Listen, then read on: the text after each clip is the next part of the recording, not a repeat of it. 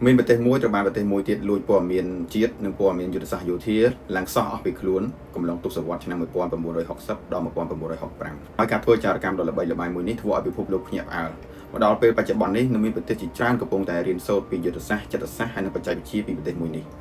តាំងពីបុរាណកាលមកការធ្វើសង្គ្រាមគឺចាំបាច់ត្រូវការប្រើប្រាស់ចារកម្មនិងកេងសម្ងាត់ដើម្បីលួចព័ត៌មានហើយបើនិយាយពីភ្នាក់ងារលួចព័ត៌មានឬក៏ភ្នាក់ងារចារកម្មសម្ងាត់គឺពិភពលោកច្បាស់ជាស្គាល់ភ្នាក់ងារ Mossad របស់អ៊ីស្រាអែលអំឡុងពេលនោះប្រទេសអ៊ីស្រាអែលទើបតែកកើតបានប្រទេសមិនបានយូរប៉ុន្មានទេដូច្នេះជាពេលស្លាប់រស់សម្រាប់ប្រទេសហើយអ្វីៗគឺត្រូវតែខ្លាំងមិនថាភាពជាអ្នកដឹកនាំរបស់មេដឹកនាំនិងស្មារតីជាតិនិយមរបស់ប្រជាជនហើយគ្រប់វិស័យទាំងអស់គឺត្រូវតែខ្លាំងព្រោះប្រទេសនេះមានប្រជាជនតិចប៉ុន្តែព័ទ្ធជុំវិញដោយប្រទេសខ្លាំងហើយត្រៀមខ្លួនធ្វើសង្គ្រាមជាមួយប្រទេសនៅជុំវិញទាំងអស់ក្នុងឆ្នាំ1960ទីភ្នាក់ងារសម្ងាត់ Mossad បានបង្ហាត់និងវឹកវើចារកម្មម្នាក់ឈ្មោះថា Eli Cohen ដើម្បីឲ្យចូលទៅលួចព័ត៌មានសម្ងាត់នៅប្រទេសសេរីក្រោមការរៀបចំសេណារីយ៉ូរបស់ភ្នាក់ងារ Mossad Eli ត្រូវបានគេបដូរឈ្មោះទៅជា Kamal Amin Thabet ហើយចូលក្នុងប្រទេសសេរីក្នុងរូបភាពជាអ្នកជំនួញចិត្តធម៌និងចូលរួមក្នុងសកម្មភាពនយោបាយរបស់រាជរដ្ឋាភិបាលសេរីក្រោមរូបភាពជាអ្នកជំនួញជោគជ័យអេលីបានទិញផ្ទះ Penthouse នៅចំកណ្ដាលទីក្រុងនៃប្រទេសសេរីហើយអាចឆ្លោះមើលប្រទេសធំរបស់ប្រទេសសេរីហើយទាំងការចល័តទ័ពនិងប្រភេទសម្ភារវុធថ្មីដែលឧបត្ថម្ភដោយសហភាពសូវៀតគាត់បានព្យាយាមបង្កើតទំនាក់ទំនងជាមួយនឹងមន្ត្រីសំខាន់ៗក្នុងជួររដ្ឋាភិបាលមន្ត្រីយោធារហូតដល់ទទួលការទុកចិត្តខ្លាំងដែលអាចឲ្យអេលីមានសិទ្ធិក្នុងការចូលប្រជុំសំខាន់ជាមួយនឹងរដ្ឋាភិបាលមានសិទ្ធិចូលរួមទស្សនកិច្ចនៅតំបន់ព្រំដែនរហូតដល់អេលីអាចក្លាយជាទីប្រឹក្សាផ្ទាល់របស់ប្រធានាធិបតីពេលនោះផងដែរមិនត្រឹមតែប៉ុណ្ណោះអេលីទទួលបានការទុកចិត្តខ្លាំងពីសំណាក់ប្រធានាធិបតីហើយគាត់ក៏គម្រោងតែងតាំងអេលីឲ្យកាន់តំណែងជារដ្ឋមន្ត្រីក្រសួងការពារជាតិផងដែរអំឡុងពេល74ឆ្នាំនេះតើអេលីអាចលួចព័ត៌មានអ្វីបានខ្លះហើយការជួយលួចព័ត៌មាននេះធ្វើឲ្យអ៊ីស្រាអែលយកប្រៀបលើសង្គ្រាម6ថ្ងៃបានដូចមិនខ្លះចំណុចទី1ការយកប្រៀបលើតំបន់យុទ្ធសាស្ត្រអំឡុងពេលនោះព្រំដែនរវាងប្រទេសសេរីហើយនិងប្រទេសអ៊ីស្រាអែលពុំមានបានខណ្ឌចែកជាខណ្ឌសីមាច្បាស់លាស់ឬបង្គោលព្រំដែនច្បាស់លាស់នៅឡើយទេគឺប្រទេសទាំងពីរគឺខណ្ឌចែកដោយចលងភ្នំដែលចលងភ្នំទាំងអស់គឺត្រូវបានកាន់កាប់ដោយប្រទេសសេរីដែលហៅថា The Golan Heights តំបន់នោះហើយដែលជាទីតាំងយុទ្ធសាស្ត្រយកប្រៀបលើប្រទេសអ៊ីស្រាអែលដែលទាហានរបស់អ៊ីស្រាអែលគឺរងការវាយប្រហារក៏ដូចជាប្រជាជនរងការបាញ់គ្រាប់ផ្លោងពីលើជម្រាលភ្នំដោយពួកគេមិនអាចសន្មត់ឬក៏ចុចទីតាំងកំណត់ច្បាស់លាស់ថាគេបាញ់មកពីទិសណាទេដោយពេលនោះប្រទេសសេរីមានជំនួយពីសហភាពសូវៀតគឺបានជីកលេនដ្ឋានបង្កប់ខ្លួនបង្កប់កំភ្លើងធំនៅតាមចន្លងភ្នំដែលជាទីយកប្រៀបទៅលើប្រទេសអ៊ីស្រាអែលដូច្នេះជ្រលងជម្រាលភ្នំនៅតំបន់ Golan Heights គឺជាតំបន់យុទ្ធសាស្ត្រដែលអ៊ីស្រាអែលចង់បានបំផុតហើយកំឡុងពេលដែលអេលីបានធ្វើទស្សនកិច្ចក្នុងនាមជាអ្នកជំនួយនិងសប្បុរសជនទៅតំបន់ព្រំដែនអេលីបានចូលទៅទស្សនកិច្ចនៅគ្រប់តំបន់នៅគ្រប់លេនដ្ឋានទាំងអស់ក្នុងពេលនោះអេលីបានប្រើល្បិចចិត្តសាស្ត្រមួយគឺបានណែនាំឲ្យមេទ័ពនៅក្នុងតំបន់ព្រំដែនឲ្យដាំដើមកាស្យានៅតំបន់ដែលមានបង្កប់ទ័ពនិងបង្កប់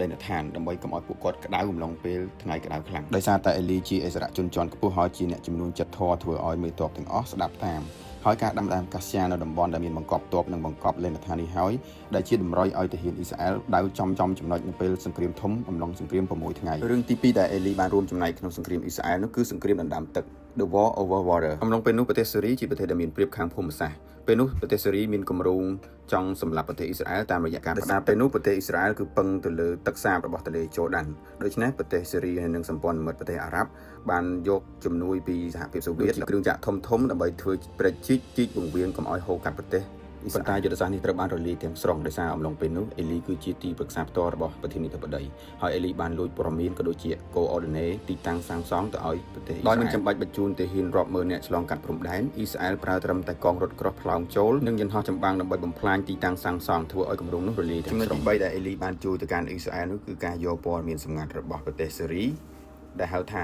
The Secret Three Line of Defense ខ្សែបន្ទាត់ការពារព្រំដែនទាំង3ស្រទាប់អំឡុងពេលនោះរាជរដ្ឋាភិបាលសេរីជឿជាក់យ៉ាងខ្លាំងលើយុទ្ធសាស្ត្រមួយនេះគឺខ្សែការពារទាំង3ស្រទាប់ដើម្បីឲ្យអ៊ីស្រាអែលដើរចូលអន្ទាក់របស់ពួកគេខ្សែបន្ទាត់ការពារព្រំដែនទាំង3ស្រទាប់របស់សេរីគឺខ្សែបន្ទាត់ទី1គឺជាខ្សែបន្ទាត់ខ្សោយដែលងាយឲ្យអ៊ីស្រាអែលវាយចូលហើយនឹងចូលអន្ទាក់នៅក្នុងខ្សែបន្ទាត់ទី2និងទី3ដោយនៅក្នុងខ្សែបន្ទាត់ទី2និងទី3គឺជាការបង្កប់ទាហានបង្កប់សម្ភារវុធធនធ្ងន់ដើម្បីរងចាំទទួលទាហានអ៊ីស្រាអែលក៏ប៉ុន្តែព័ត៌មានលម្អិតពីប្លង់មេនៃការរៀបចំយុទ្ធសាស្ត្រនេះគឺត្រូវបានអេលីបញ្ជូនព័ត៌មានទៅកាន់ភ្នាក់ងារ Mossad គ្មានសល់ដូចនេះពេលដែលសង្គ្រាមធំបានផ្ទុះឡើងក្នុងឆ្នាំ1967ដែលហៅថាសង្គ្រាម6ថ្ងៃទាហានអ៊ីស្រាអែលមិនបានដើរចូលអន្ទាក់នោះទេហើយតំបន់យុទ្ធសាស្ត្រដែលហៅថាជម្រាល Golan Heights ត្រូវបានវាយយកដោយទាហានអ៊ីស្រាអែលដោយប្រើពេលត្រឹមតែ2ថ្ងៃប៉ុណ្ណោះ ហើយការចំណាយទៅហ៊ាននិងសម្ភារវុធគឺតិចតួចបំផុតដោយសារតែការផ្លោងចំគោលដៅផ្អែកតាមតម្រុយដើមកាសយ៉ាដែលអេលីបានបន្សល់តើអេលីត្រូវបានចាប់ខ្លួនយ៉ាងដូចម្តេច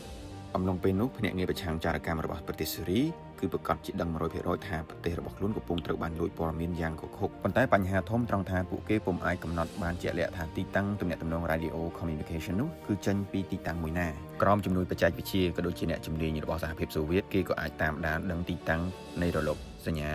រ៉ាឌីអូនោះបានហើយក៏ធ្វើការចាប់ខ្លួនអេលីតែម្ដងក៏ប៉ុន្តែមុនផ្ទុះការសង្ស័យអេលីក៏ត្រូវបានជម្រាបដោយភ្នាក់ងារម៉ូសាតឲ្យត្រឡប់ទៅវិញដែរប៉ុន្តែដោយសារតែទឹកចិត្តស្នេហាជាតិអេលីក៏ព្រមលះបង់គ្រួសារហើយនៅបន្តប្រតិបត្តិការរបស់ខ្លួនរហូតដល់មានគ្រោះថ្នាក់ដល់អាយុជីវិតអេលីត្រូវបានគេចាប់ខ្លួននិងធ្វើការសួរចម្លើយហើយត្រូវបានកាត់ទោសប្រហារជីវិតដោយព្យួរកជាសាធារណៈនៅកណ្ដាលទីក្រុងស៊េរីដើម្បីទទួលបានសាកសពដែលជាវីរៈជនរបស់ខ្លួនរាជរដ្ឋាភិបាលអ៊ីស្រាអែលបានខិតខំយ៉ាងខ្លាំងមិនថាការចរចាផ្សេងៗការចរចាស្នើសុំដោះដូរចំណាត់ខ្មាំងចារកម្មដែលអ៊ីស្រាអែលចាប់បានក៏រដ្ឋាភិបាលស៊េរីមិនព្រមហើយចាប់ពីពេលនោះមកអេលីគឺជាវីរៈជនរបស់ប្រទេសអ៊ីស្រាអែលហើយដងវិថីមួយចំនួនធំនៅក្នុងប្រទេសអ៊ីស្រាអែលគឺត្រូវដូរឈ្មោះដាក់តាមឈ្មោះរបស់គាត់ហើយមកដល់ពេលបច្ចុប្បន្ននេះជាង60ឆ្នាំហើយរាជរដ្ឋាភិបាលអ៊ីស្រាអែលនៅតែទាមទារនិងបង្កើតការចរចាជាមួយនឹងរាជរដ្ឋាភិបាលស៊េរីដើម្បីធ្វើយ៉ាងណាដើម្បីទទួលបានសាកសពអេលីមកកាន់ប្រទេសអ៊ីស្រាអែលវិញឆ្លងតាមរយៈរឿងពិតនៅក្នុងប្រវត្តិសាស្ត្រមួយនេះអាចឆ្លុះបញ្ចាំងឲ្យយើងឃើញថាប្រទេសតូចអាចឈ្នះប្រទេសធំចំនួនទាហានតិចអាចឈ្នះចំនួនទាហានច្រើនក៏ប៉ុន្តែទាមទារឲ្យមានរដ្ឋាភិបាលមេដឹកនាំមួយដែលច្បាស់លាស់ហើយការជ្រើសរើសមន្ត្រីគឺត្រូវតែសុក្រិតយុត្តិធម៌មិនចូលតាមខ្សែឬទិញសញ្ញាបត្រហើយប្រជាជនដូចគ្នាគឺត្រូវតែមានជាតិនិយមហើយមានស្មារតីខិតខំប្រឹងប្រែងរៀងរាល់ថ្ងៃបើសូម្បីតែពហិការរឿងតិចតួចមិនអាចធ្វើបានផងនោះគឺវាវល់